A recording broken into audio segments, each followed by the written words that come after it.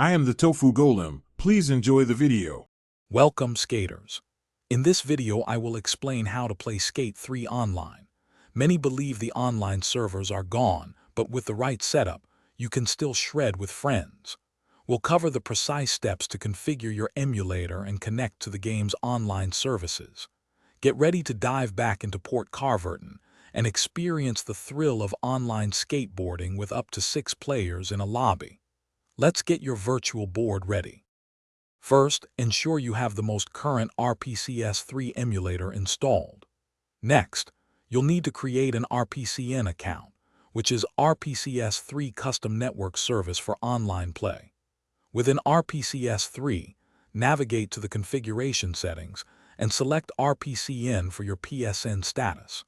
It's also crucial to enable the universal plug and play option in your network settings for seamless connectivity. These initial steps lay the groundwork for your online skateboarding adventures. A critical component for online play is the Skate 3 proxy. You'll need to acquire this specific tool and place its files directly into your RPCS3 folder.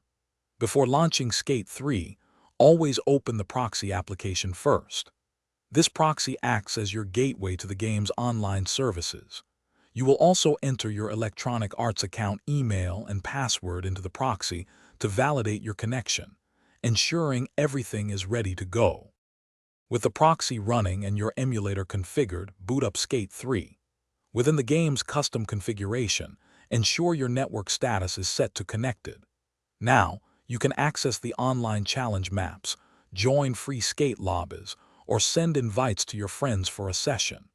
You can even explore and download community-created content, including photos, replays, and custom parks. Get ready to hit the streets and show off your best tricks online. Thanks for watching. Consider subscribing if we helped you today.